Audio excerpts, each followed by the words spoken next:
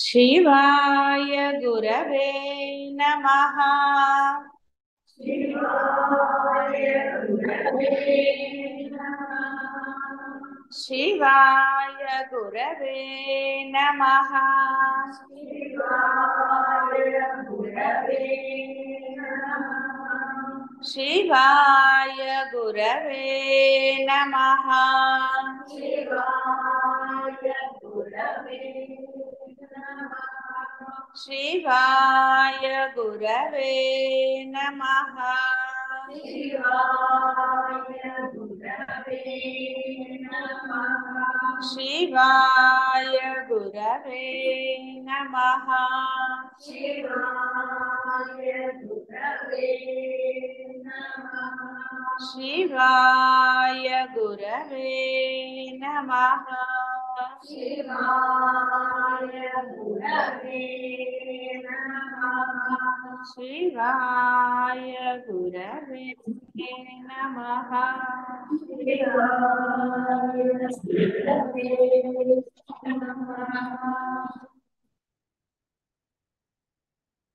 రాముల వారు చెప్తున్నారు, హే మహాత్మా, మీ ప్రవచనమంతా వినుచుండగా నాకు నా స్వరూపం పట్ల, ఈ దృశ్యం పట్ల ఏ అభిప్రాయం దృఢపడిందో అది మీ ముందు విద్యార్థినై విశదీకరిస్తున్నాను. మీ అనుజ్ఞచే నా అనుభవాన్ని పరిమిత సాధనమైన వాక్కులో ప్రకటిస్తున్నాను. కాబట్టి దయచేసి కొంచెం వినండి అన్నాడు ఆయన. తత్తాన్ని పిలువబడే ఆ పరమాత్మ సర్వుల సత్తామాత్ర స్వరూపుడై ఉన్నాడు. ఇక్కడ మీ పాదపద్మలను స్పృశిస్తూ ఆ రామానంద తత్స్వరూపమే ఈ పలుకులు పలుకుచున్నది. రామానంద అంటే మళ్ళీ ఏదో కాదు, అదే ఏ సత్తా సామాన్యం యొక్క స్వరూపము ఏ తత్ పదార్థమైన ఆత్మ అయి ఉన్నదో ఆ సత్తా సామాన్యమే ఈ త్వం అహం కూడా, నీవు నేను కూడా అని అర్థం. నాకు కనపడే త్వం నీవు ఇత్యాది వ్యవహారమంతా నా స్వరూపమే. ఈ ఆకాశము, భూమి, సూర్యచంద్రుడు మొదలైన జాగృత్ ఊహారూపమైన స్వప్నము, నిర్లిప్త స్వరూపమైన సుషుప్తి ఇదంతా నా నుండే నా రూపంగానే వస్తున్నాయి. జగత్తంతా అస్థి భాతి ప్రియ రూపమగు అనుభవమే. నా అనుభవమే ఈ దృశ్యము. నా అనుభవం నా స్వరూపమే కదా. కనుక ఈ శోధితత్వం అనబడే దృశ్యము నేనే. ఇదంతా నా యొక్క సద్రూపమే.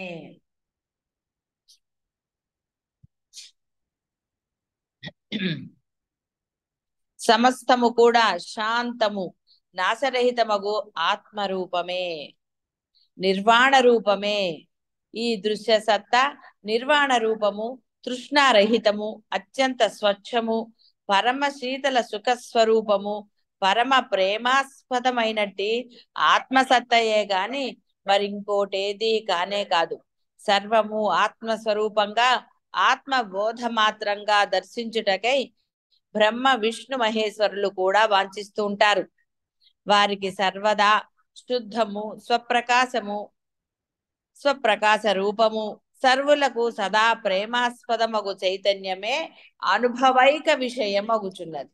అట్టి శుద్ధ చైతన్యమే సర్వ పదార్థ రూపంగా కూడా ఉదయిస్తోంది. చైతన్యమే ద్రష్ట రూపం, చైతన్యమే దృశ్య రూపం.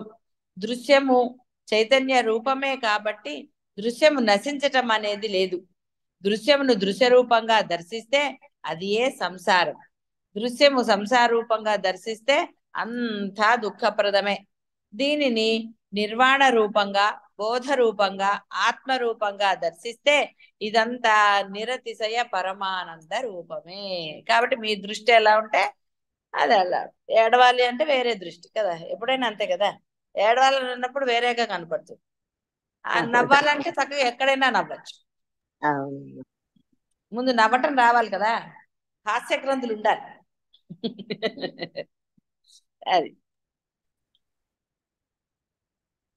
అట్టి నిర్వాణ రూపమే, ఆత్మ రూపమే అంతటా దృశ్య రూపంగా కూడా ఉంది. సంసారము కల్పితమే కాబట్టి లేనే లేదు. ఒక శిల్పి తన బుద్ధి లేక యోచనను అనుసరించే శిల్పాన్ని చెక్కుచున్నాడు కదా. శిల్పి యందు శిల్పరూపం, బుద్ధి యందు ఉన్నట్లే అఖండ పరిపూర్ణ బ్రహ్మమునందు జగత్తంతా కూడా ఉన్నది. జలాశయంలోని శాంత జలం నుండే తరంగ సమూహాలు స్ఫురిస్తాయి. ఏ తరంగమైనా కూడా తన యొక్క జలత్వాన్ని ఎప్పుడు కోల్పోయింది? లేదు కదా. ఆ తరంగాలన్నిటిలోనూ జలమే ఆకాశాదులుగా ఏర్పడి ఉన్నది కదా. నాసరహితమగు మహా చైతన్యమే అన్నమయ ప్రాణమయ, మీకు తెలుసు కదా కోశాలు, ఆ పంచకోశాలుగా స్ఫురిస్తూ దృశ్య రూపంగా కూడా అనుభూతమవుతోంది. వాస్తవానికి చిదాకాశం అవిభక్తము. అట్లు అవిభక్తం అయి ఉండి కూడా అజ్ఞాన ఆవృతము జడప్రాయమైనట్టి అనేక కృత్రిమ వేషాలను ధరిస్తోంది. చిదాకాశము విభక్తమైన దాని వల్లే బ్రహ్మచే అగుపిస్తోంది. అది ఏ ఏ జీవులచే ఏ ఏ ప్రకారంగా చిరకాలం భావించబడుచున్నదో వారి వారికి ఆయా ప్రకారముగానే భోగ మోక్ష రూపమై ప్రాదుర్భవిస్తుంది. కాబట్టి మోక్షం కావాల్సిన వాడికి మోక్ష రూపం లభిస్తుంది. అక్కర్లేదు కాసేపు నేను కొంచెంసేపు ఏడవాలి కొంచెంసేపు నవ్వాలి అనుకునే వాడికి భోగరు. ఒకనికి స్వప్నంలో తన బంధువు చచ్చిపోయినట్లు కలవస్తూ ఉన్నట్లయితే ఆ స్వప్నద్రష్ట దృష్టిలో స్వప్న సమయంలో ఆ బంధువు చనిపోయినప్పటికీ వాస్తవానికి ఆ బంధువు మరణించనే లేదు కదా. స్వప్న సమయంలో ఈ స్వప్నంలో కనిపించిన బంధువు చావు నిజమైన చావు కాదని గ్రహించకుండానే బంధు మరణం అనుభవిస్తున్నాడు. అలాగే అజ్ఞానికి ఈ దృశ్యము ఈ రూపములు వాస్తవమే అనుకుంటాడు కాబట్టి దుఃఖమునకు అర్హతను పొందుతున్నాడు. అర్హుడను అనుకుంటున్నాడు.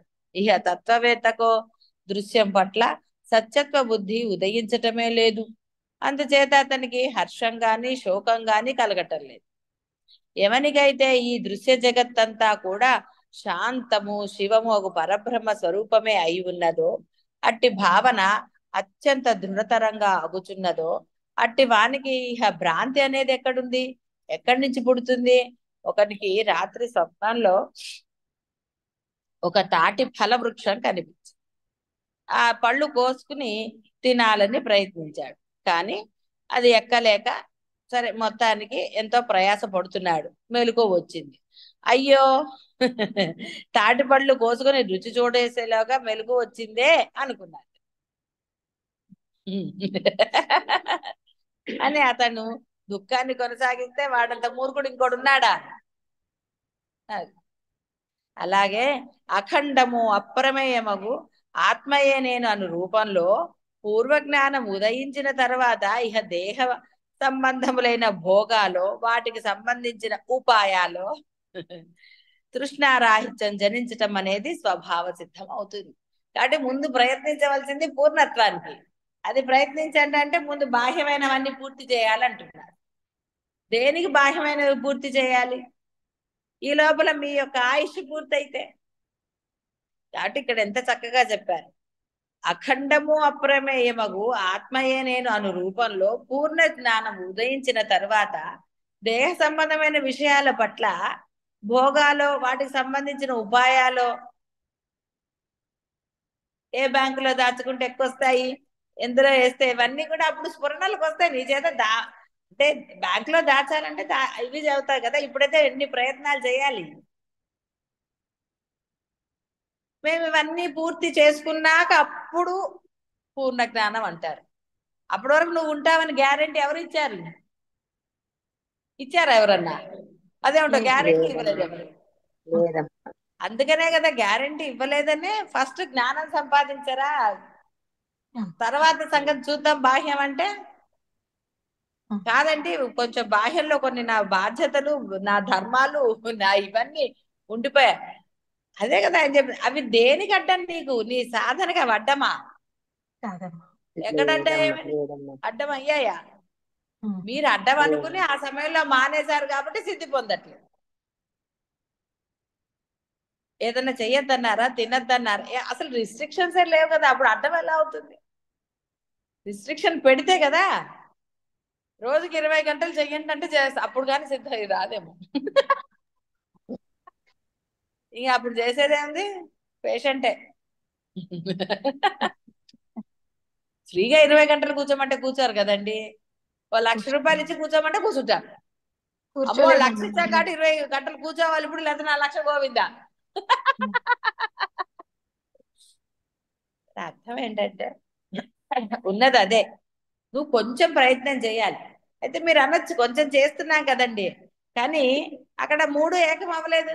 మనసా వాచ కర్మణ ఏకం అవ్వలేదు. మనసు చేస్తేనేమో వాక్కు వేరే అంటుంది, చేత వేరే. సరే వాక్కుతో చేద్దాం కదంటే మనసు ఏదో అంటుంది, చేత ఇంకోటి అవుతుంది. మూడు ఏకమైతే పెద్ద అంటే పెద్ద సమయం పట్టదు. 21 రోజుల్లో రాముల వారికి చిన్నపిల్లాడికి వస్తే మీకెందుకు రాదు? అంత భోగాలు అనుభవించిన వాడికే రాముడు భోగాల ముందు మీ భోగాలు ఎంత? అవునా కాదా? అతను చేయి కూడా ఎత్తక్కర్లా, సైగా చేస్తే వాళ్ళే వచ్చి చేయెత్తుతారు. మరి చక్రవర్తి రాజకుమారుడు కదా, అతనికి ఏమన్నా పని చేసుకునే అవసరం ఉందా? ఏమీ లేదు, అన్ని వాళ్ళే చేస్తారు కదా. మరి అంత భోగాలు మీకు అన్ని లేవు కదా పాపం. మరి అంత భోగాలు అనుభవించిన వాడే భోగాలన్నీ 21 రోజు అంటే మన కాల పరిమాణం వాళ్ళది కొంత తేడా ఉండవచ్చు గాక, కానీ సంవత్సరాలు అయితే లేదు కదా. అంటే ఇక్కడ ఏమర్థమైంది?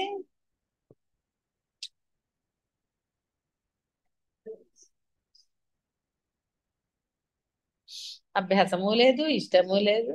ఏదైనా మూలం మళ్ళీ ఇష్టం లేదు. మళ్ళీ ఇష్టం లేదంటే ఒప్పుకుంటారా? అస్సలు క్వశ్చనే లేదు. ఎందుకు లేదండి, ఉంది. అందుకే కదా ఇక్కడికి వచ్చామంటారు.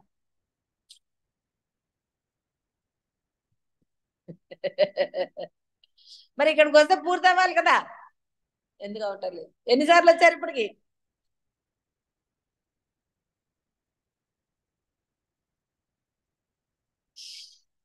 ఇక్కడ రాగానే ఏం చేస్తారండి? ఫస్ట్ అసలు గురువుగారిని దండం పక్కన పెట్టండి, తర్వాత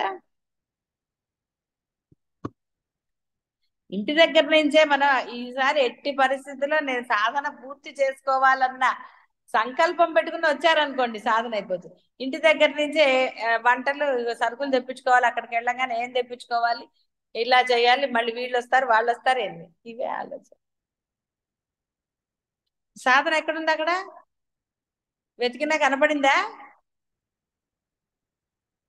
క్లాసులు ఎలాగో తప్పవు అనుకోండి, కానీ చేసేయాలి కదా. అసలే 12 లోపల రమ్మంటారు, లేదా కోపడతారు కాబట్టి.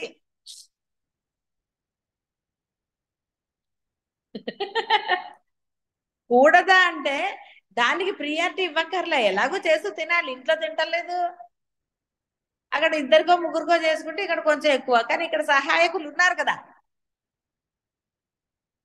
మనమే చేయాలని రూల్ లేదు, మనం కాకపోతే ఇంకోళ్ళు చేస్తారు. దృఢ సంకల్పం ఉంటే పక్క వాళ్ళ మీద వదిలేస్తాం, మనం చేసుకోవచ్చు. నేను ఎలా అయినా సరే ఈసారి సాధనలో స్థితి పొందాలి అని నిర్ణయించుకున్నారు అనుకోండి,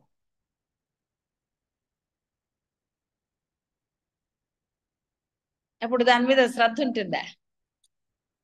నేనే చేయాలని అనుకోండి, లేదా ఇన్ని రకాలు చేసుకోవాలనుకోండి, 2 రకాలు 3 రకాలు ఎన్ని చెప్పినా మీకు అది అర్థం కావట్లేదు. 2 రకాలు చేయాలని టైం పట్టింది కదా. ఎంతసేపు అండి అంటున్నారు, ఎంతసేపు సాధనకు మటుకు పెట్టరు. తేడా అదే. ఎంతసేపు అమ్మా 10 నిమిషాల్లో అయిపోతుందని గురువుకే చెప్తారు తప్ప, ఆ 10 నిమిషాలు సాధనలో ఎంత అమూల్యమైనదో గుర్తించదు. ఆ 10 నిమిషాలు మీరు మళ్ళీ పొందగలరా? వాటి మీద ఎంత అభిరుచి, ఇంకా ఎందుకంత? ఇక్కడికి వచ్చింది సాధనకి అనుకున్నప్పుడు వంట మీద దృష్టి ఉండదు. ఒకటి వండుకుంటే చాలు, ఏదో ఒకటి తినాలి కదా. పెరుగు ఎలాగూ ఉంటుంది, 2 సరిపోవా? సరిపోతాయంటే సరిపోతాయి, కానీ దృష్టి దాని మీద ఉంది కాబట్టి 2 వండుతాం, లేదా 3 వండుతాం. కానీ ఎంత సమయం అక్కడ మనం ఇది చేసే కాదండి, ఇది ఉడికే లోపల అది అవుతుంది అంటారు. అంటే మీరు అక్కడ డిసైడ్ అయిపోయారు. డిసైడ్ అయిపోయారు కాబట్టి 2 కాకపోతే 3, 4 చేసేస్తారు. శరీరానికి అలసట వచ్చి ఏం వంటలు ఏది తొందరగా అవుతుందో అక్కడ ఉన్న నాళ్ళు ఆ తొందరగా అయిపోయేవి నేను వండేస్తాను అన్న సంకల్పంతో వచ్చారనుకోండి, స్ఫురణలు వస్తాయి, టకటక ఏదో ఒకటి చేసుకోవచ్చు, తినచ్చు, పని. కానీ ఎన్ని రకాలు చేసుకోవాలి, రోజుకో రకం చేసుకోవాలి, ఇవే ఆలోచన. ఈ ఆలోచనలతోటి పని పెరుగుతుంది కదా. సాధన గోవింద. సాధన చేస్తూ చేస్తున్నారా పోనీ? కబుర్లు చెప్పుకుంటూ చేస్తారు, కబుర్లు చెప్పుకుంటూ భోంచేస్తారు. ఇంత ప్రదేశానికి గురు సమక్షంలో వచ్చి కూడా ఎన్నిసార్లు చెప్పాను నేను. అయినా ఆ కబుర్లు తగ్గవే తగ్గవు అసలు. ఇక్కడ పైకి కనపడుతూ ఉంటాయి, కబుర్లు తగ్గవు, ఏవి తగ్గదు వ్యవహారం. మరి సాధనకి ప్రియారిటీ ఉన్నది ఎక్కడ అసలు? అందుకే అలసట వస్తుంది. ఇవన్నీ చెప్పినవే, అయినా లోపలికి వెళ్ళట్లా. ఇక్కడ కూడా దానికే ప్రాముఖ్యత. గురుసేవ కన్నా కూడా ప్రాముఖ్యత వాటికే ఉంది కదా. ఎంతమంది అక్కడ తొందరగా అప్పులు చేసుకొని వచ్చి గురుసేవ చేస్తున్నారు చెప్పండి. కబుర్లు కబుర్లు కబుర్లు. 10 నిమిషాల్లో తినాల్సిన భోజనము ఎంతసేపు తింటున్నారు? ఏమిటి వడ్డన? ఇది చెయ్యాలి, వాళ్ళకి నేనే పెట్టాలి, పెట్టకపోతే ఎలాగా? ఏమిటి?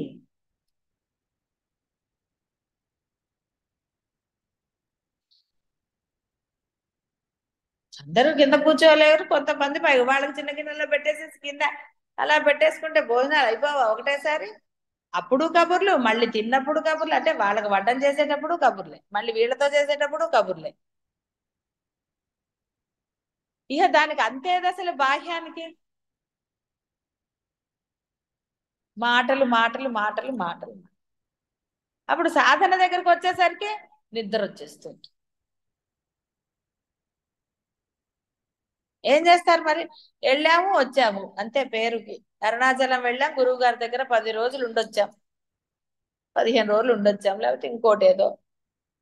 అదే గురువు ఆశించేది. ఎక్కడున్నా మీరు సాధన చేయమన్నారు, ఇక్కడికి వచ్చినప్పుడు అన్ని వదిలేసి వచ్చారు కాబట్టి దాన్ని కూడా వదిలేయగలిగితే సిద్ధం పొందుతారు. కానీ మరి వదలట్లేదే.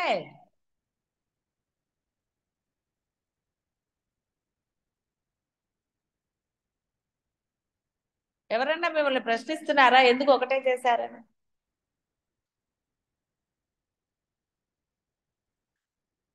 ఏమిటి ఇంకేం చేయలేదా అని ఎవరు ప్రశ్నించరు. ఎవరన్నా ప్రశ్నిస్తే వాళ్ళని నోడుకోమని చెప్పండి. ఇక్కడికి దేనికి వచ్చారు అన్న దాని మీద మీకు శ్రద్ధ లేకపోతే, శ్రద్ధ మీకా గురువుకా? గురువు చెప్పినా మీకు శ్రద్ధ రావట్లేదు, అది శోచనీయం.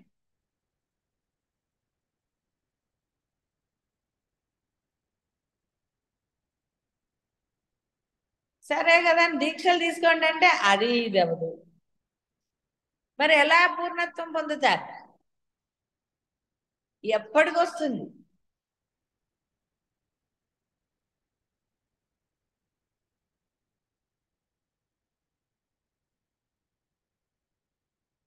సాధన మీద దృష్టి నిలిపితే స్థితి పొందుతారు. ఎక్కడ దృష్టి ఉంది? ఎంత సమయం ఉంది మీకు? సమయం లేదని చెప్పగలరు ఎవరైనా అసలు? ఇక్కడ సమయం ఉంది, మీ ఇళ్లల్లో కూడా మీకు సమయం ఉంది. ఏదో చిన్నపిల్లలు ఉన్న వాళ్ళకి కొంచెం తక్కువగా ఉండవచ్చు, స్కూల్ పిల్లలు అలా ఉంటే వాళ్ళకి కొంత సమయం తక్కువగా ఉండి ఉండవచ్చు కాక, కానీ వాళ్ళకి ఉన్నది మనసులో చేసుకోవడానికి. అడ్డమేముంది, లేచింది మొదలు శ్రద్ధగా చేసుకుంటే ఎంతసేపు. కానీ మరి అసలు ఏ బాధ్యతలు అంటే ఏ ధర్మాలు ఏదీ లేని వాళ్ళకి అంత సమయం పరమాత్మ ఇచ్చాడే, ఓపిక ఇచ్చాడు, అన్ని ఇచ్చాడు కదా. కొన్ని సాధనకి ఏమన్నా ఆయుధాలు ఉన్నాయా? లేవు. కేవలం నామం, చిన్న నామం. కానీ మనకి దాని మీద లేదు. అనవసరమైన ఏదో ఒకటి కాలక్షేపం. రోజు మొత్తంలో కాలక్షేపం టైం ఎక్కువ, సాధన టైం తక్కువ, కాబట్టి సాధన ఎలా ఫలిస్తుంది? పూర్ణత్వం పొందితే ఎంత హాయిగా తృష్ణారాహిత్యం, జనించడం అనేది స్వభావ సిద్ధం. అంటే కోరికలు లేకపోతే ఎట్లా అని భయపడుతున్నారా? మరి నాకు తెలియదు. మీరు అంటే మీలో ఏం భయాలో నాకు తెలియదు. ఎందుకంటే ఇంత బోధ చేసినా వెనక్కి వెళుతున్నారు తప్ప ముందుకు ఎందుకు రావటం లేదు? అరే సిద్ధి పొందితే నీవు కోరికలు అంటున్నావే, ఆ కోరికలు కోరుకోవాల్సిన అవసరం లేకుండా నీకు తీరిపోతాయి. ఎన్నో చెప్పాం, బోధలు ఎన్నో వచ్చాయి.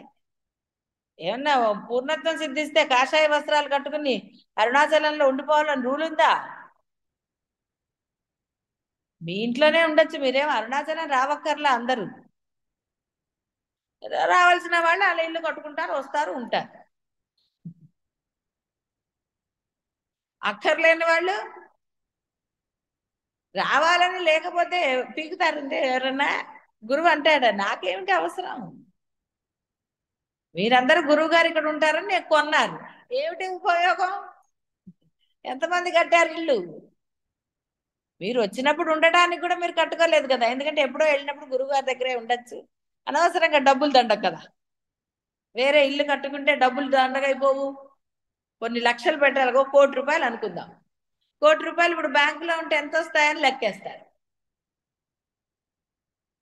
ఇల్లు కట్టుకుంటే ఎప్పుడంటే అప్పుడు వచ్చి ఉండొచ్చు, హాయిగా అటు ఇటు వెళ్తారు కదా. సమయం దొరికినప్పుడు వచ్చి సాధన చేసుకోవచ్చు కదా. మీకు ఆ ఉద్దేశం లేదు కాబట్టి డబ్బు కనపడుతుంది. ఎట్టి పరిస్థితుల్లో నేను సాధన చేసుకుంటాను అని అనుకున్నప్పుడు కదా పరమాత్మ ఇచ్చిన ఏ అనుగ్రహం అయినా, ప్లేస్ అనుగ్రహమా ఇంకో అనుగ్రహం ఏదైనా అది సద్వినియోగం అవుతుంది, సాధన ముందుకు వెళుతుంది.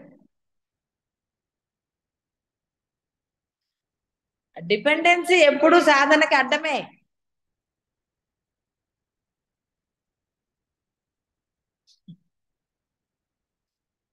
ఎంత సంపాదిస్తే తృప్తిగా ఉంటుంది, చాలు అని ఎప్పుడు అనిపిస్తుంది? అరే మన జీవితమే అయిపోతుంది అని అందరికీ తెలుసు, సర్వులకు విదితమే. కానీ ఇంకా సంపాదన అనండి, ఇంకోటనండి, అసలు దేని మీదైనా బాహ్యం మీద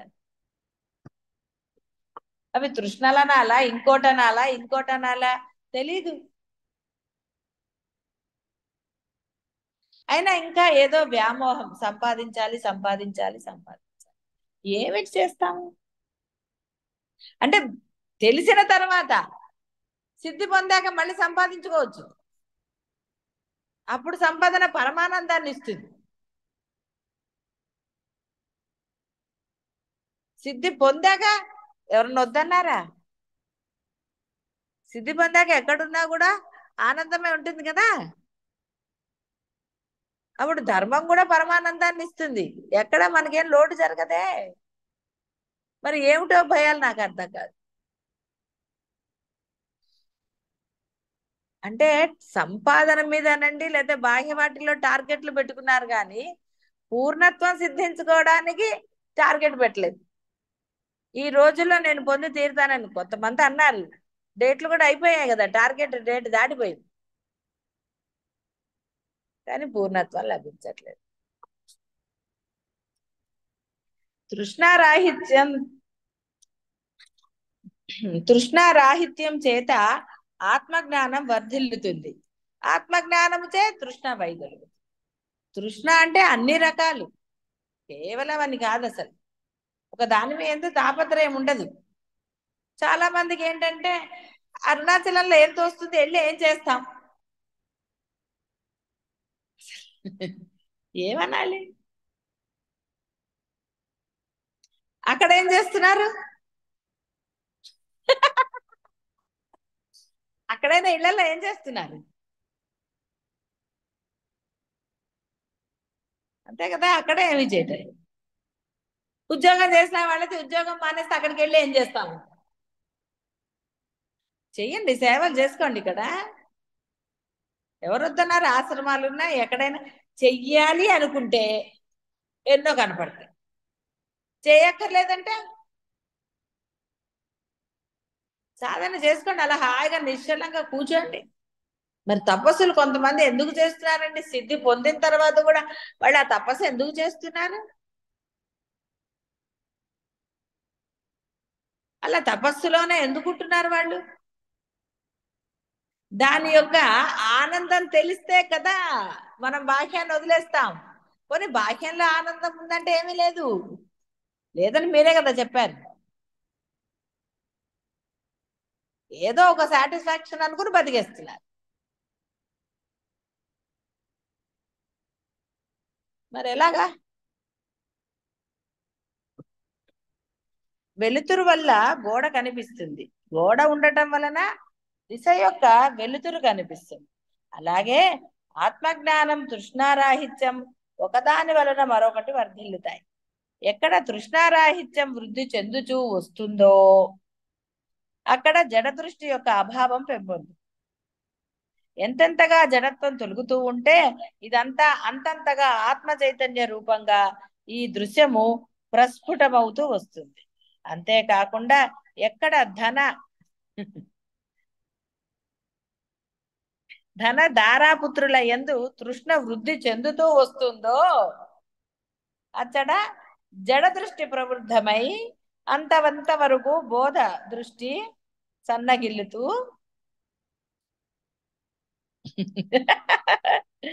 ఇది బోధ రూపమే, అనుభవజ్ఞుని స్వకీయమైన అనుభవ రూపమే అనే ఆ యొక్క అనుభూతి అనుభవాలన్నీ గోవింద కాదా. ముందు దృష్టి ఉంచుకోవాలి. మీరు దృఢ సంకల్పం చేస్తే సిద్ధించక ఏమవుతుంది? ఏదైనా ఎవరికైనా అడ్డం వస్తుందా?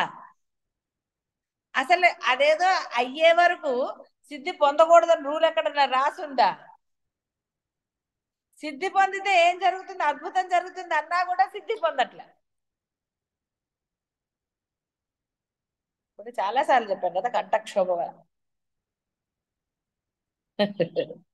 బోధ యొక్క బోధత్వం అనే పాండిత్యము తృష్ణారాహిత్యమే అయి ఉన్నది.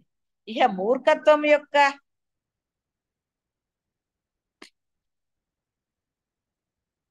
ఇలా చాలాసార్లు తిట్టాడు ఆయన. ఇప్పుడు రాముల వారు తిడుతున్నాడు. అంతే, తిట్టలేదు, ఆయన చెప్తున్నాడు. తనకు అర్థమైనది తను చెప్తున్నాడు. మనం చేసేది మూర్ఖత్వం అని తెలియాలి కదా. సిద్ధి పొందకుండా మనం ధర్మం అన్నా ఇంకోటన్నా మూర్ఖత్వం కాదా? మిమ్మల్ని ధర్మం చెయ్యొద్దని చెప్పిందే ధర్మం చేయమని.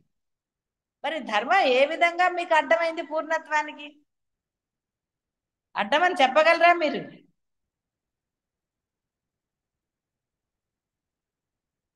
చెప్పలేరు, ఎందుకంటే అడ్డం లేదు కాబట్టి. ఎక్కడుందండి అడ్డం? అసలు కొసరే లేదు అసలు.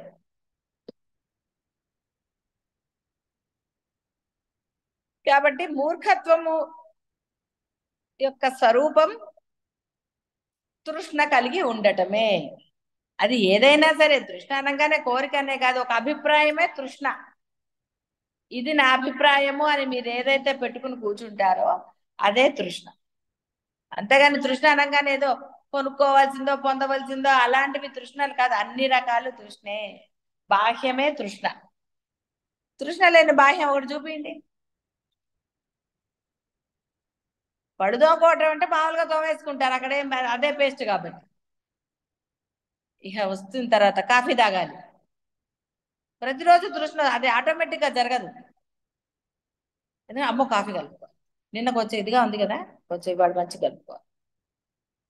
టీ తాగాలి. ఏం వంట చేయాలి ఆలోచించకుండా చేస్తున్నారా? టక్కున ఏది ఉందో అది శుభ్రంగా తీసుకున్నాడు. ఏది పాడవుతుందో అన్నది మనకి ఎట్లాగో దృష్టిలో ఉంటుంది. అదేం మర్చిపోం అసలు. మామూలుగా ఏం కూరలు ఉన్నాయి, ఏమి పాడవుతాయి అన్నది ఇక్కడ ఉంటుంది. ఇప్పుడన్నా మర్చిపోతాం, అది వేరే విషయం. కానీ మామూలుగా అయితే అది తీసేసి వండేసుకోవచ్చు.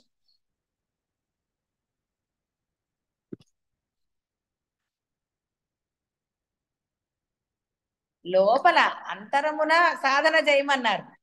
మనం అంతరమునకి ఏమి పంపించాలా అని ఆలోచిస్తున్నాం. కదా. కుక్షిని నింపుకోవడానికి కాదు, కుక్షిని ఆనందంతో నింపండి అయ్యా అంటే, కుక్షినికి ఎలా నింపితే అది టేస్ట్గా, లోపలికి వెళ్ళాక టేస్ట్ ఎక్కడ ఉందండి, ఇక్కడ వచ్చే కాస్తే కదా టేస్ట్. ఆ లోపలికి వెళ్ళాక ఉందా?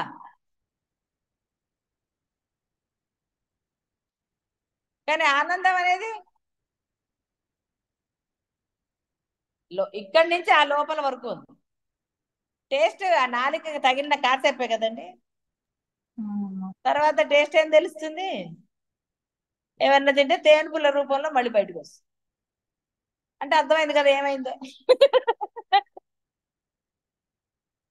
సభికులారా, తృష్ణారాహిత్యం, వాసనాక్షయం, బోధ యొక్క ఆధిక్యత, ఇవి రెండు పరస్పరం వృద్ధి చెందుతున్నప్పటికీ రెండు దృశ్య సంబంధమైనవే. ఆత్మ యొక్క అదృశ్య స్వరూపం వల్ల మాకు అనుభవం లభిస్తుందా అని మీమాంస పొందకండి. ఆత్మత్వం పొందటానికి మరెక్కడో వెతకకండి.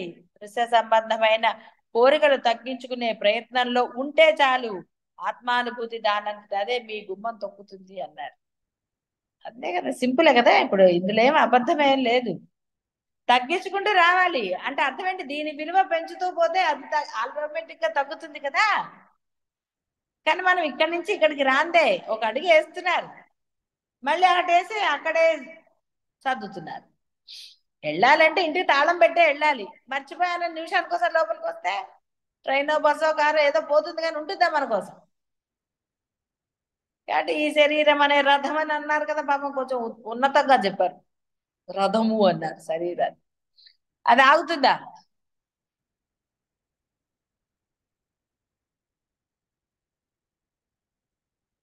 అంతేగాని దృశ్య సంబంధమైన కోరికలను కొనసాగిస్తూ మాకు అఖండానుభూతి, ఆత్మ సాక్షాత్కారం లభించలేదే అని అనుకుంటే లాభం. ఎలా లభిస్తుంది?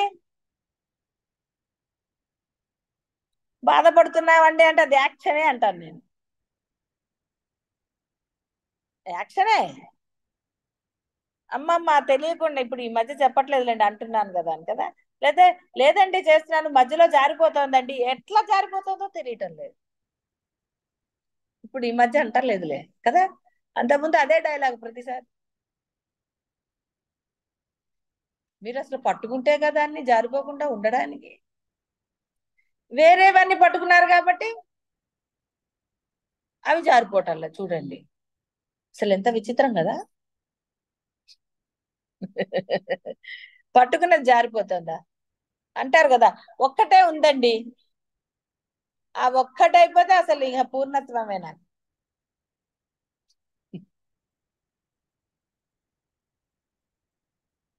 ముందు పూర్ణత్వం పొందమ్మా, ఆ ఒక్కటి కూడా బ్రహ్మాండంగానే ఉంటుంది అంటే విన్నారా? వింటారా?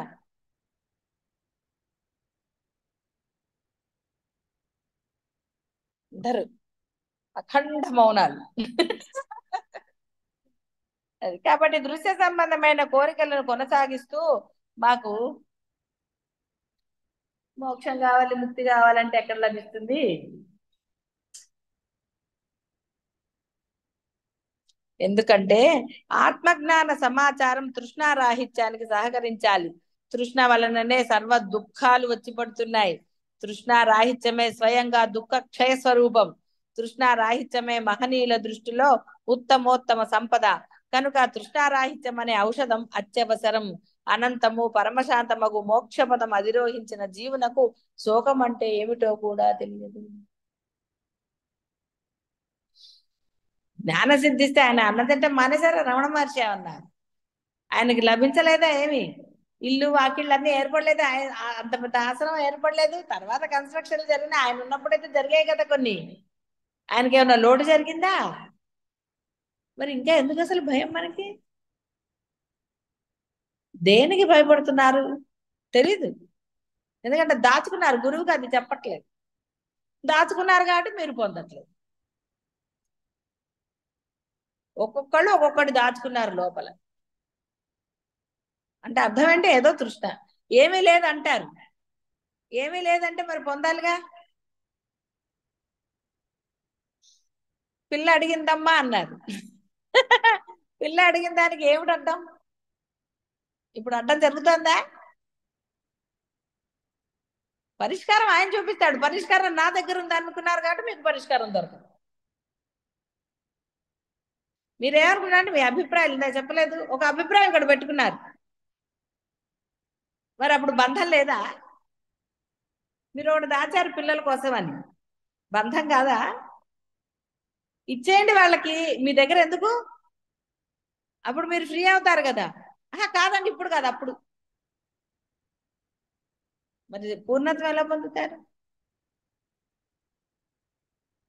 ఎందుకంటే పోనీ ఇవ్వలేదు, ఓకే, దాని మీద మరి శ్రద్ధ ఎందుకు పెడుతున్నారు? మరి బంధానికి మీరు ప్రాముఖ్యత ఇస్తూనే ఉన్నారు కదా. ఇవ్వటం లేదా? ఇస్తున్నారు. ఇది వాళ్ళకి ఇది వీళ్ళకి అని రాశారు, ఇక్కడ పెట్టారు, మీ దగ్గరే పెట్టుకున్నారు కాబట్టి అది బరువే కదా. ఇచ్చేస్తే తేలికైపోతారు కదా. ఇవ్వలేదు, వదిలేయండి వాటిని, ఎవరికైతే వాళ్ళకి పోతాయి. అనుకున్నారు ఇచ్చేసేస్తే మీరు ఫ్రీ అయితే పూర్ణత్వం సిద్ధిస్తుంది కదా. అది ఉన్నా పూర్ణత్వం సిద్ధిస్తుంది, అదేం అడ్డం కాదు. కానీ దాన్ని ఏం చేశారు, సాధనకి మీకు మధ్యలో పెట్టారు.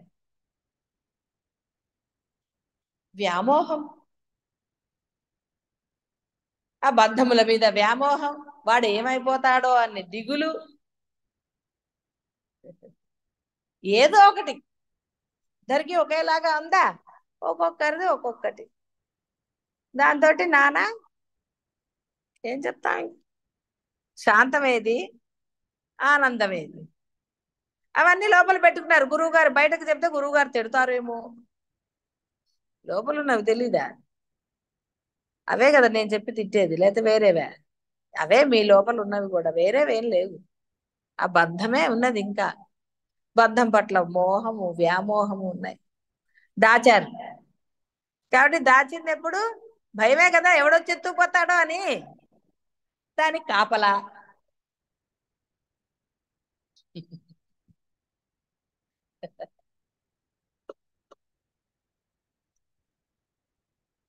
మహర్షి, ఇప్పుడు నాకు మీరు మా తండ్రి గారు సభికులు భూత భవిష్యత్ సర్వ జీవరాశులు నేను అంతా బ్రహ్మరూపంగానే కనపడుతోంది.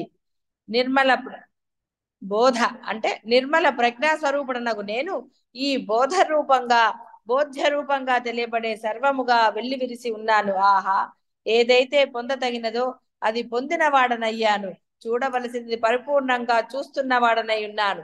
సమస్తము కూడా ఇప్పుడు నాకు శివరూపమై శాంతమై ఏకమై ఆద్యమై నిర్వికారమైనట్టి బ్రహ్మముగానే భాసిస్తోంది.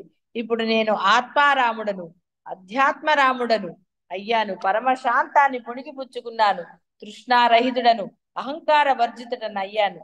ఇప్పటికి నా అంతరంగం సంకల్పరహితమై ఆకాశం వలె అతి నిర్మలమై. రావణ వారు కూడా ఏమన్నా రాజ్యం వెళ్ళుకోలేదా, పెళ్లి చేసుకోలేదా, పిల్లల్ని కనలేదు, ఇంకా మీకు ఎందుకు భయం నాకు అర్థం కాదు. ఆల్రెడీ మేమన్నీ అయిపోయాయి కదా. రావణ వారగా చిన్నపిల్లలు కాదు, ఆయన పెళ్లి చేసుకున్నాడు. రావణ మహర్షి కంటే ఇష్టం లేదన్నాడు, చేసుకోలేదు, అది వేరే విషయం. ఏమంటే రావణ మహర్షి చేసుకోలేదు కాబట్టి మీకు అయిపోయాయిగా పెళ్లిళ్ళు. ఇప్పుడు ప్రస్తుతానికి పెళ్లి కావాల్సిన పిల్లలు ఎవరు లేరు. భయపడ్డాను. మరి మిమ్మల్ని ఏమన్నా చేయొద్దన్నారా, తినొద్దన్నారా, తిరగద్దన్నారా? శుభ్రంగా తిరుగుతూనే ఉన్నారు కదా.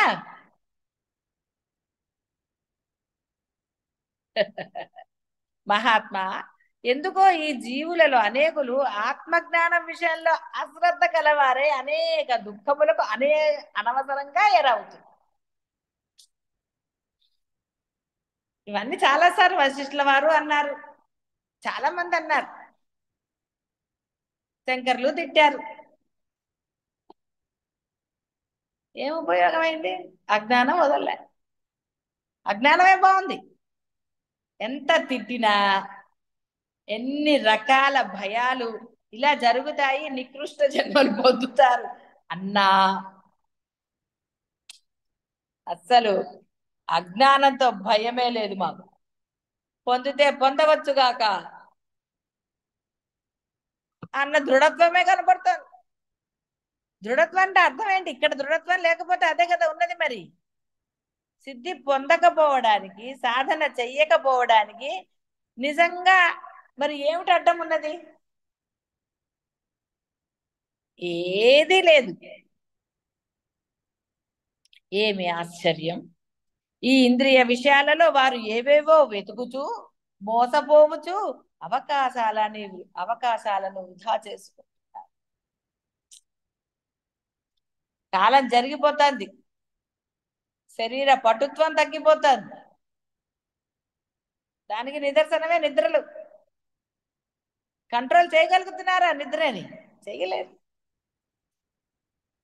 శరీరం అలసిపోతుంది, పటుత్వం తగ్గింది కాబట్టి అప్పుడు నిద్రే వస్తుంది.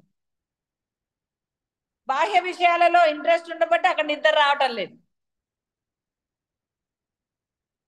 అర్ధరాత్రి పెళ్లికి వెళ్ళి నిద్రపోతున్నారా? 2-3 గంటల పెళ్లిలో కూర్చుంటారు, నిద్రపోతారా? సినిమా చూసినప్పుడు నిద్రపోతారా? ఎన్ని రకాలండి. కాబట్టి ఏవేవో వెతుకుచూ మోసపోవచ్చు, అవకాశాలని వృధా చేసుకుంటున్నారు.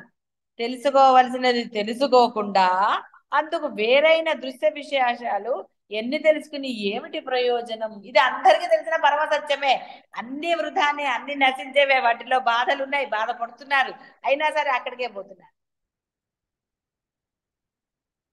ఇంకా ఏదో తృష్ణ, ఇంకా ఏదో కోరిక, వాళ్ళ గురించిన, పిల్లల గురించి అనండి, బంధాల గురించి అనండి, వాటి గురించి ఆందోళన. ఏం చేయగలుగుతున్నారు? మీకు తెలిసి ఏమీ చెయ్యలేరు మీరని కూడా తెలుసు, అయినా సరే అయ్యో బాధపడకుండా ఎలా ఉంటానండి, తల్లిని కదా, తండ్రిని కదా.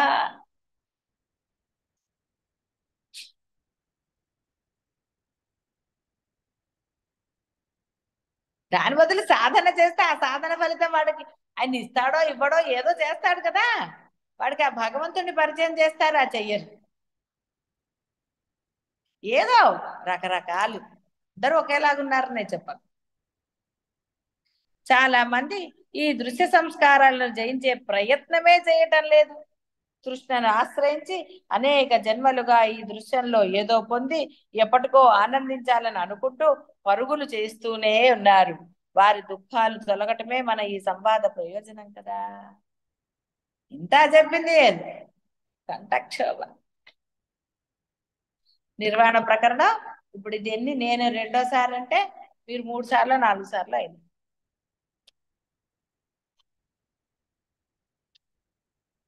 అసలు ఎంత బోధ జరిగింది? బోధ ఏమైనా తక్కువ జరిగిందా? ఏం జరగల. అయినా ఇంకా బుద్ధుల్లో ఏవో ఉన్నాయి, ఇంకా ఏదో, ఇంకా ఏదో కావాలి, ఇంకా ఏదో, ఇంకా ఏదో, ఇంకా ఏదో, ఏదో పెట్టుకుంటారు అవసరం లేనివి.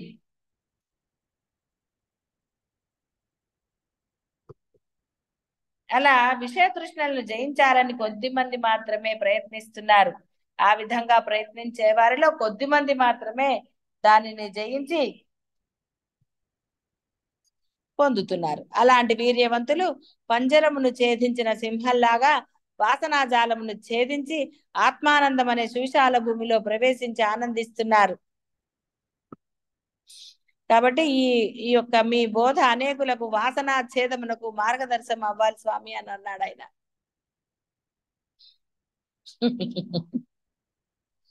ఆ విధంగా శుద్ధ బోధయుక్తుడు, వాసనాక్షయం సముపార్జించుకున్నవాడు, అభ్యంతరమున పరమ ప్రకాశయుక్తుడు, ఆత్మజ్యోతిని సముపార్జించుకున్నవాడు స్వయంగా పరమశాంతిని పొందుతాడు.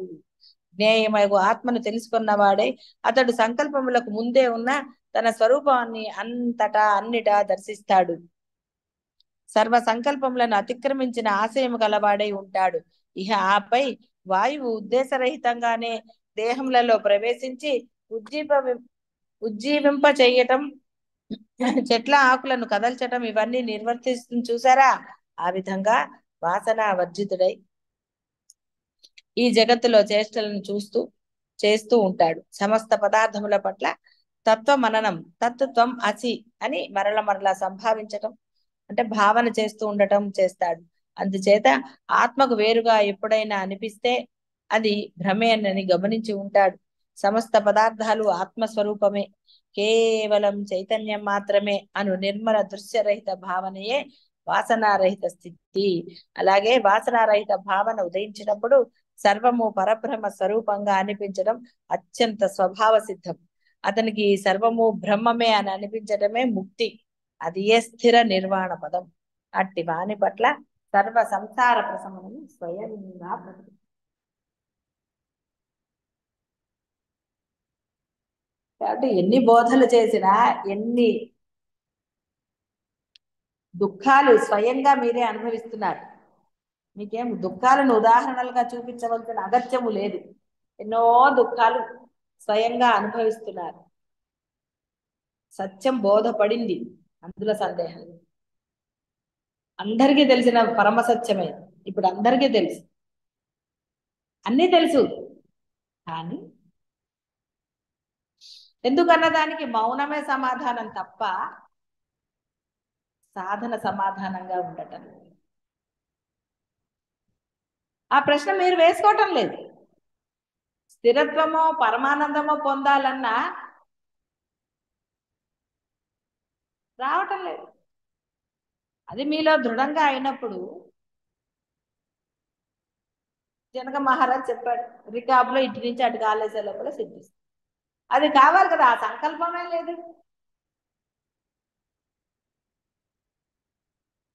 సంకల్పం ఉంటే సిద్ధిస్తుంది.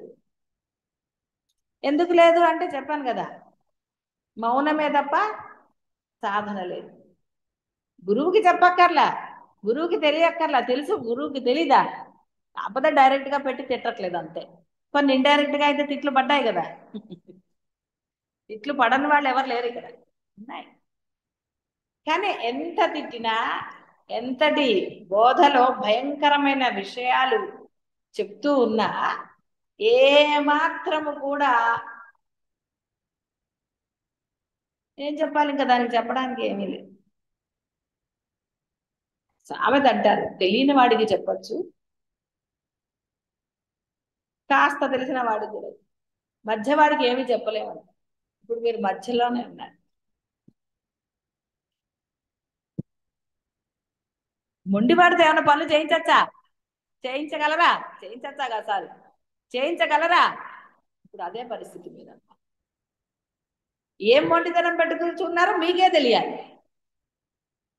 బోధ జరుగుతోంది, ఏం లాభం? మొండిగా అలాగే ఉన్నారు కదా. సాధన ఎందుకు మరి ముందుకు వెళ్ళటం లేదు? ఇంకా బాహ్యంలోని కొన్ని విషయాలు మిమ్మల్ని బాధిస్తున్నాయి, కలవరపెడుతున్నాయి, రకరకాలుగా ఉన్నాయి కదా. మీరే చెప్తున్నారు కదా, నేనేం చెప్పట్లే మీ బాహ్య విషయాల గురించి.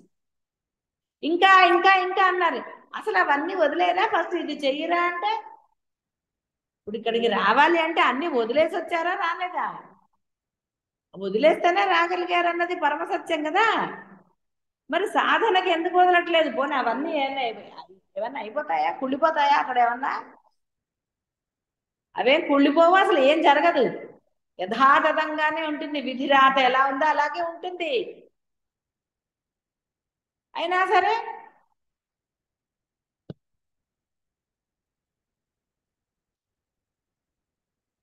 కాబట్టి విఘ్నత కలిగిన సాధకులు సమయంని వృధా చెయ్యరు, సమయ సద్వినియోగం చేసి ఎంతో సమయిస్తున్నాడు ఆ పరమాత్మ. ఎన్నో సానుకూలం చేశాడు, దగ్గరున్న బంధాలను దూరంగా తరిమాడు. సాధన చేసుకోరా నువ్వు అని. ఎందుకంటే అక్కడ ఉంటే బాహ్యంలో ఎక్కువ ఉంటున్నారు కదా, అలా బంధాలను కూడా దూరంగా పెట్టాడు. బంధాలు దూరం వెళ్ళిపోయినా మనసులో బంధాలు దగ్గరగానే పెట్టుకున్నారు. మరి సాధన ఎందుకు అవ్వట్లేదు అంటే, ఏదో బంధమే కదా ఉంది. నేను అన్నది బంధం అంటే కేవలం మనుషులు, మీ పిల్లలే అంటలేదు. వస్తువులు అనండి, ఇల్లు అనండి, వాకిళ్ళు అనండి, ఏవో రకాలు పెట్టుకున్నారు. అవి వదిలేస్తే నెల రోజులు ఉంటారు, పట్టుకుంటే నేను అలానే భర్తని వాళ్ళందరినీ చేయటలేదు. మీ యొక్క ధర్మం అక్కడ ఉన్నప్పుడు వెళ్ళొచ్చు. మనకు అక్కడ అసలు ఏది లేదండి, ఇక్కడైనా ఏది లేదు, అక్కడైనా ఏది లేదు. మరి అప్పుడు ఎక్కడ ఉండాలి? ఎక్కడ సాధన చేయగలమో అక్కడ ఉండాలి. ఏమండి మా ఇంట్లోనే నేను బాగా చేసుకుంటా, ఉండండి. గురువు ఎప్పుడన్నా బలవంతం చేశాడా టాక్యూట్ అని? ఏం చేయడు. ఎక్కడైనా మీరు ముక్తి పొందడం కావాలి కానీ గురువుకి మీరు ఇక్కడే ఉండాలని అంటారా? ఎవరికి చెప్తారు ఇక్కడ ఉండమని? వాళ్ళ మనసులో ఆ భావం స్థిరంగా ఉండి ఏవో కొన్ని అడ్డంకులు ఉంటే ఆ అడ్డంకులు తీసేసి గురువు ఏం పర్వాలేదు కట్టుకో అంటాడు. అప్పుడు కొంచెం ధైర్యంగా ముందుకు వస్తారు. అక్కడ పుష్ చేశాడా లేదా? అదే గురువు అనుగ్రహం అంటే. అది గ్రహించి అది తీసేసి మిమ్మల్ని తీసుకొస్తారు. ఎవరికి ఆ తపన లోపల ఉంటే. తపనే లోపల లేకపోతే ఏం తీసుకొస్తారు, ఏం చేస్తారు? తెచ్చినా ఏం లాభం? తెచ్చినా ప్రయోజనం ఉండదు. లోపల తపన ఉంటే తెచ్చినా ఉపయోగం. పోని అని కరుణతో తెస్తారు. తెస్తే మటుకు బుద్ధి మారద్దు. బోల్డ్ సామెతలు కదండి వాటన్నిటికీ. అలా ఉంది. కాబట్టి ఇక్కడికి వచ్చి ఉన్నారు, గురు సమక్షంలో ఉన్నారు, లేదా గురువుకి కనుసన్నల్లో ఉన్నారు అనండి, ఇంకోటి అనండి, ఏదన్నా అనండి. ఇవన్నీ మీరు మోక్షం పొందడానికి కోసం కానీ గురువుకి సపోర్ట్ గానా? మీరెందుకు గురువుకి సపోర్ట్? గురువు ఉండలేరండి. మీరే ఉన్నప్పుడు గురువు ఉండడా?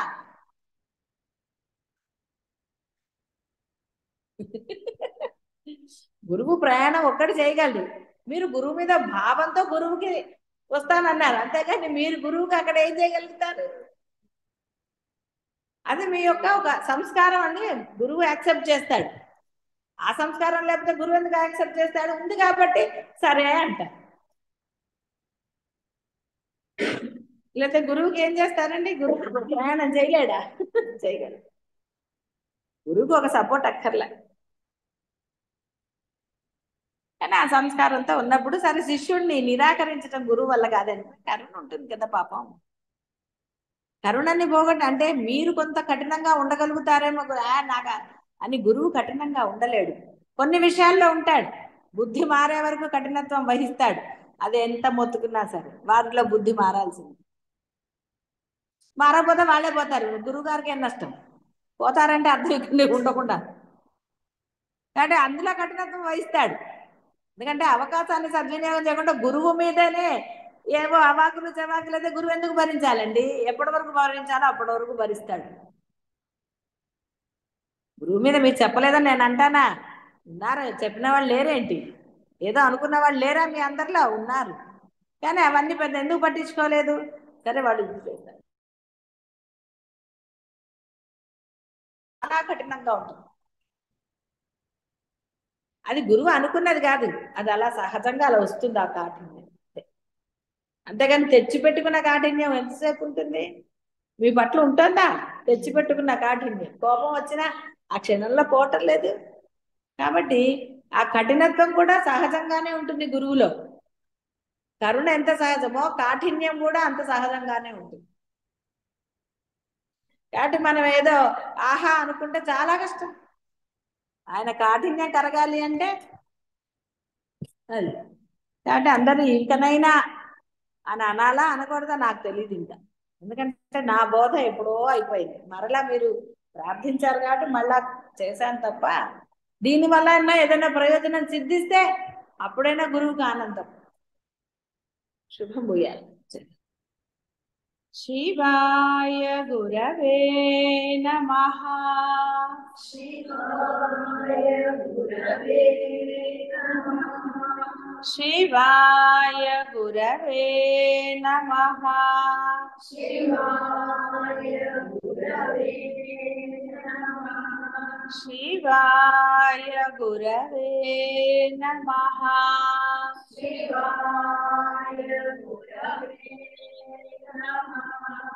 శివాయ గురవే నమః. శివాయ గురవే నమః. శివాయ గురవే నమః. శివాయ గురవే నమః. శివాయ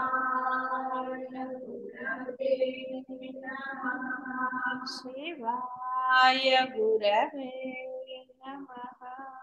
శివాయ గురవే నమః.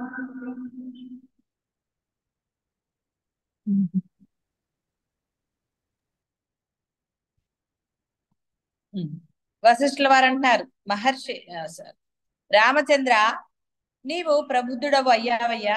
నీవిప్పుడు చెప్పిన వాక్యాలు అజ్ఞానుల పామర దృష్టిలను హరించే విధంగా ఉన్నాయి. అనుభవ సిద్ధములు, యుక్తియుక్తములు కూడా. అందుచేత జ్ఞానులకు ఆనందాన్ని గొలుపుచున్నాయి. నీవు చెప్పినదంతా పరమ సత్యం. ఈ దృశ్య జగత్తు అసత్య అయినప్పటికీ సంకల్పముల కారణంగానే ఈ రూపములుగా భాషిస్తున్నదగుచున్నది. నిస్సంకల్పము చేతనో ఇదంతా సర్వదా మొదలంటా శమించినదే అవుతోంది. ఆత్మగా అనిపించటమే దృశ్యము యొక్క శమనము. ఆత్మగా అనిపించగానే సర్వము శశాంతి పొందుచున్నది. అది ఏ పరమార్థము. నీవు చెప్పినట్లుగా చలనము, చలనరహిత స్థితి రెండూ కూడా వాయువు యొక్క రూపములే కదా. అలాగే కల్పనా రూపమగు బంధము, అకల్పనా రూపమగు మోక్షము రెండు కూడా పరబ్రహ్మం యొక్క రూపములే. అంతేగాని అవి మరొక రూపం కాదు. పరబ్రహ్మం నందు ఏకత్వము లేదు, ద్వైతము లేదు. ప్రబుద్ధుడైన మనుజుడు సమాధి వ్యవహారము ఈ ఉభయ సందర్భాలలోనూ ఒకానొక అనిర్వచనీయమైన శిలాగర్భం వంటి నిశ్చల స్థితిని వహించి ఉంటాడు. అది పొందితే అనుభవం వస్తుంది. పొందింది ఎలా వస్తుంది మీకు ఇవన్నీ?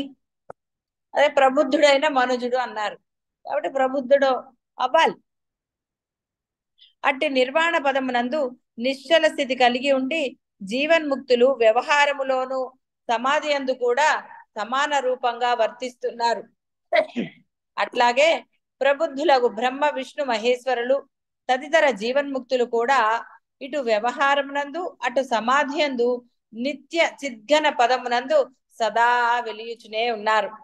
నీవు కూడా మా వలనే చిన్మయ పదాన్ని సముపార్జించుకుని జీవన్ముక్తుడవై ఉండేదవుగాక అని ఆశీర్వదించాడు. అప్పుడు రాముడు అంటున్నాడు, మహర్షి, ఈ జగత్తు బ్రహ్మమునందు బ్రహ్మమే అయి అసద్రూపంగాను ఉత్పత్తి రహితంగాను అప్రకాశ రూపంగాను ఆరంభమే లేనిదిగాను ఆకార శూన్యంగాను మిథ్యగాను భాసిస్తోంది. మృగతృష్ణలో జలం, ఆ జలంలో ఆవర్తములు కనిపిస్తాయి చూచారా? బంగారంలో ఆభరణం కనిపిస్తోంది కదా. స్వప్న సంకల్పములలో పర్వతములు, ఇళ్ళు, వాకిళ్ళు, ఎప్పుడో చూచినా ఎప్పుడూ చూడని నగర వీధులు కనిపిస్తాయి కదా. అలాగే పరబ్రహ్మం నందు ఈ జగత్తు భాసిస్తోంది. వశిష్ఠుల వారు అన్నారు, బిడ్డ రామచంద్ర, నీ వాక్యాలు మృదు మధురములు, పరమ సత్యాలు. అయితే నోటితో చెప్పగలగటం వేరు, అనుభూతి అనుభవం వేరు కదా. అందుచేత నీ బోధాభివృద్ధి కొరకు ఈ సంవాదం మరికొన్ని విశేషాలు ముముక్షువులకు అందించడానికి వీలుగాను శిష్య పరీక్షార్థం నిన్ను కొన్ని ప్రశ్నలు అడుగుతాను. సర్వ సభికులకు నీ సమాధానాలు సంశయములన్నిటినీ తొలగించటమే నా ఉద్దేశం. ఈ దృశ్యము అందరికీ ఎదురుగా ప్రత్యక్ష ప్రమాణములచే దృఢీకరించబడినదై అర్ధక్రియా సామర్థ్యంతో కూడినదై ఉంటుంది కదా. నెత్తి మీద కూర్చుని ఉన్న దాని వలె అనిపిస్తోంది.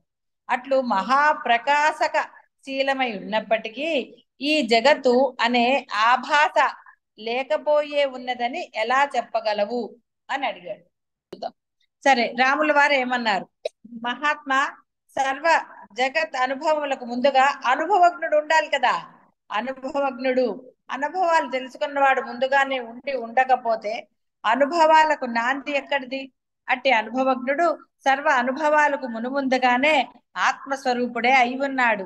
అట్టి కేవలాత్మ స్వరూపుని సమక్షంలో జగత్ దృశ్యం అనబడే బాహ్యత్వము జనించడానికి కారణం కాగలిగినది ఏదన్నా ఉందా? ఏదీ లేదు. కారణమే లేనప్పుడు కార్యం ఎక్కడిది? కనుక ఈ జగత్తు ఉత్పన్నమే అవలేదు. కుందేటి కొమ్ములు అవన్నీ కూడా అసత్యమే కదా. ఈ జగత్తు ఈ రీతిగా భ్రమయే అయి ఉన్నది. స్వప్న ద్రష్టకు వేరుగా స్వప్నము లేనట్లే జాగ్రత్త ద్రష్ట యొక్క స్వకీయ తాత్పర్యమునకు వేరుగా జాగ్రత్త దృశ్యము కూడా లేదు. దేని నుండి ఈ జాగ్రత్త భ్రాంతి ఉత్పన్నమైనదో అట్టి దానికి ఆత్మకు వేరుగా కారణం ఎక్కడిది? స్వప్న ద్రష్టకు వేరుగా స్వప్నము లేదు. అలాగే జాగ్రత్త ద్రష్ట యొక్క స్వకీయ తాత్పర్యమునకు వేరుగా ఇంకో దృశ్యము లేదు. పోని కారణము ద్రష్ట స్వరూపమగు బ్రహ్మమని అందామా? అది కుదరదు. బ్రహ్మము సదా నిర్వికారము, జరామరణ రహితము. అట్టి నిర్వికార బ్రహ్మము దృశ్యమునకు కారణం ఎలా అవుతుంది? అవజాలదు. బ్రహ్మమే కాకుండా దృశ్యం యొక్క కల్పనకు మరొక కారణం ఎక్కడిది? మరొకటేదైనా ఉండి ఉంటే ఆత్మ అనన్యం ఎలా అవుతుంది? దృశ్యమునకు ఇది అనతగిన రూపం ఎక్కడిది? పైగా సవికారమైన ఏ వస్తువైనా సరే ఒకానొక పూర్వ అవస్థ నశిస్తేనే వర్తమాన అవస్థ పొందుతుంది. సృష్టి ఆదిలో సర్వము పదార్థ శూన్యం అయి ఉండగా కేవలము చైతన్యం మాత్రమే శ్రేష్టమై ఉండగా ఏ పూర్వ అవస్థ నుండి ఈ జగత్ పదార్థాలు ఉత్పన్నమవుతాయి? వాక్కుచే చెప్పబడలేనిది నిర్వికారమగు బ్రహ్మమే. త్రాడు పాముగా కనిపిస్తున్నట్లుగా ఈ రీతిగా జగదాకారంగా విజృంభిస్తోందని అందామా? అప్పుడిక జగత్తు యొక్క శబ్దార్థములు సత్యములవుతాయి కదా. రజ్జు సర్ప భ్రాంతిలో సర్పం మొదలే లేదు. త్రాడు సర్పం అనే రూపము దాల్చింది అనేది అయుక్తం కదా. తాడు సర్పరూపం దాల్చింది అన్నది యుక్తిమా కాదు కదా. కాబట్టి అవాచ్యము శాంతము అయినట్టి బ్రహ్మపదమున బ్రహ్మమునకు అనన్య స్వరూపుడకు హిరణ్య గర్భుడు అంటే జలంలో ప్రథమ తరంగం వంటిది. ప్రప్రథమ చైతన్య తరంగం కొంచెం నామరూపాత్మకమైన సూక్ష్మ శరీరం ధరిస్తోంది. స్వప్నంలో కొద్ది సమయం తన స్వల్ప కల్పనా శరీరంలో తనకు అన్యమైన స్వప్న దృశ్యానికి ప్రతి జీవుడు తనకు అన్యమైన దాని వల్ల చూస్తూనే ఉన్నాడు కదా. అలాగే ప్రథమ చైతన్య స్వరూపుడకు హిరణ్య గర్భుడు కూడా ఒకంతకాలం వివర్త రూపము సూక్ష్మ శరీరం ధరించిన వాడై ఉన్నాడు. అట్టి స్వప్న సదృశ సూక్ష్మ శరీరం ఈ జీవుని స్వప్నంలా కాకుండా బహు దీర్ఘకాలం కొనసాగవచ్చుగాక. కాని ఈ ముల్లోక జగత్తు హిరణ్య గర్భుని సుదీర్ఘ స్వప్నమే. సత్య సంకల్ప రూపుడకు ఆ బ్రహ్మదేవునకు దేశకాల క్రియాది సమన్వితమగు ఈ జగత్తంతా కూడా చిదాకాశమునందే స్వయంగా భాషిస్తోంది. మిథ్యాభూతమగు ఈ జగత్తునందు మిథ్యారూపుడకు ఆ బ్రహ్మదేవుడు మిథ్యగానే ఈ భూత భువనాది సర్వ సమాచారాలను గావించుచు వివర్త భావాన్ని పొందుచున్నాడు. ఆయనే అనర్థ రూపములైనట్టు అనేక పదార్థ సంరంభమును గురించిన భ్రమను కల్పిస్తాడు. స్వకల్పితములకు లోకములలో ప్రవేశించి వ్యష్టి జీవరూపంతో పుణ్య పాప భోగార్థం తన కల్పిత త్రిజగత్తులందు తానే తిరుగుచున్నాడు. అతని సంకల్పం యొక్క పూర్వస్థితి ఎట్టిదో ఇప్పటి స్థితి కాకతాళీయంగా అట్టిదే. అతని సంకల్పము చేతనే చాలా చెప్పాడు ఈయన.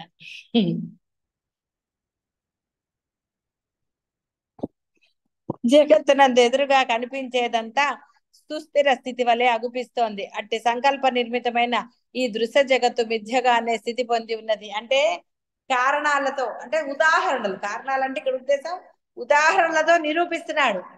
మీకులాగా ఒక చిన్న ముక్క చెప్పి ఆగిపోలే. అంటే అంత స్పష్టత ఉంది.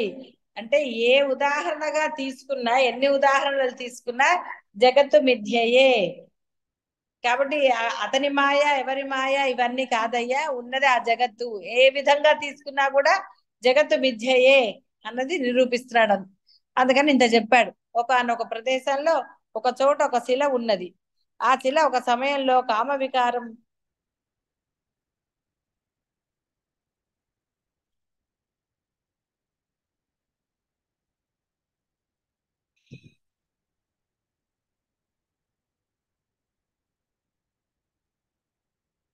సరే ఏమిటంటే శిలకి అసలు ఆకారములుగా అంటే ఒక శిలకి ఏమన్నా గుణములు అవన్నీ ఉంటాయా?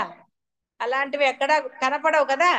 దానిలో ఏదో కలిగింది అంటే భావాలు ఉన్నాయంటే నమ్ముతారు ఎవరన్నా? కాబట్టి అది మొదలే అసలు అబద్ధం. అలాంటి దానికి ఒక అంటే నాకు ఎప్పుడు ఇది ఇష్టం ఉండదు చెప్పటం, గొడ్రాలి కొడుకు అనేది ఎందుకో నాకు నచ్చని పదం. కాబట్టి ఇక్కడ ఉదాహరణకి అదే అంటే ఆవిడకి అసలు పిల్లలే ఉండరు. పిల్లలు లేని వాడు, ఆ పిల్లలు లేనివాడు కనపడ్డట శిలకి. శిల మొదటే అబద్ధం. శిలకి ఏవో ఉన్నాయి అని అంటమే అబద్ధం. అలాంటి దానికి పిల్లలు లేని వాడు పిల్లవాడు కనపడ్డాడు. అసలు పిల్లలే లేరంటే, పెళ్ళే కాలేదంటే ఎంతమంది పిల్లలంటే సమాధానం ఎలా ఉంటుంది? అలాగా పిల్లలు లేని వాళ్ళకి ఆ పిల్లవాడు దీనికి గోచరించాడు అనేసి. సరే, ఇలా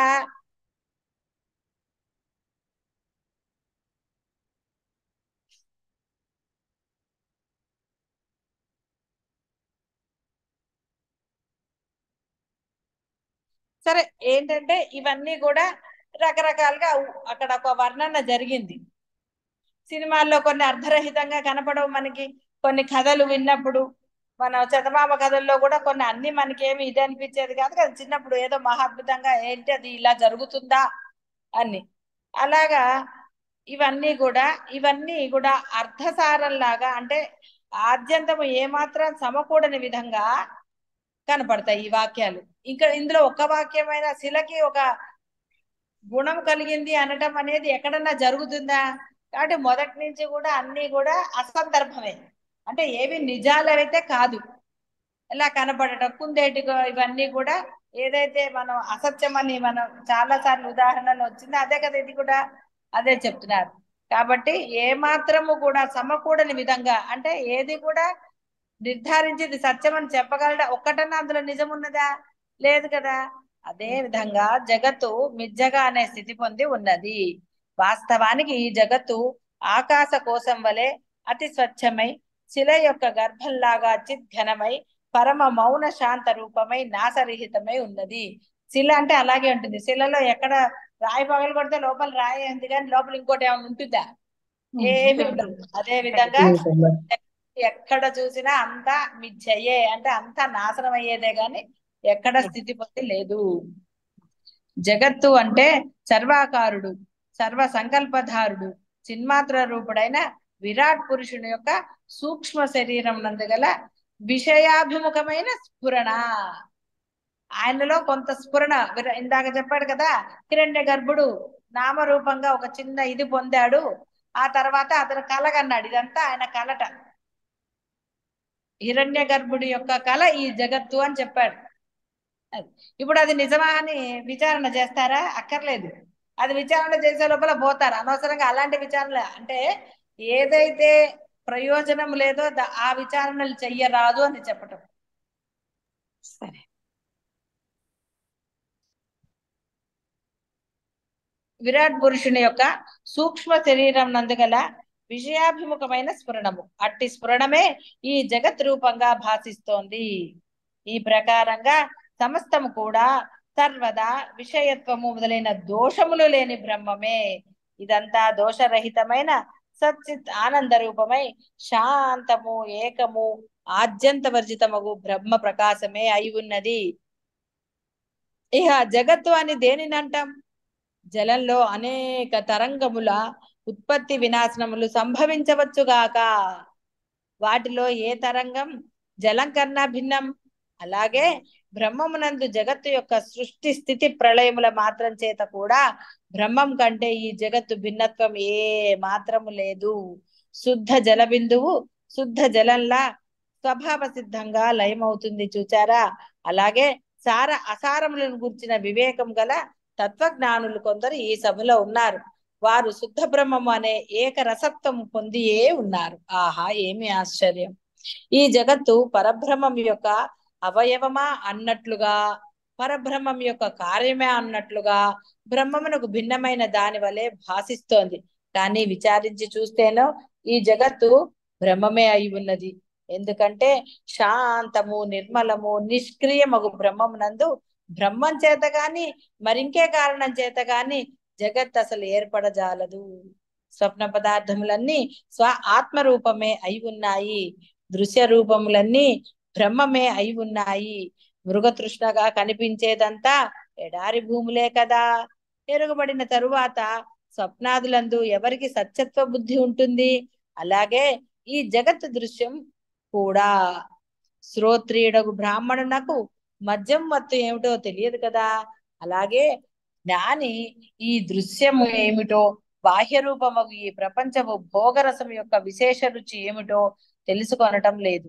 ఈ సంస్పర్శజనిత భోగములు వస్తుతః పైకి ఆకర్షితంగా కనిపిస్తున్నప్పటికీ ఇవి దుఃఖప్రదములే. భోగాలన్నీ అవే కదా.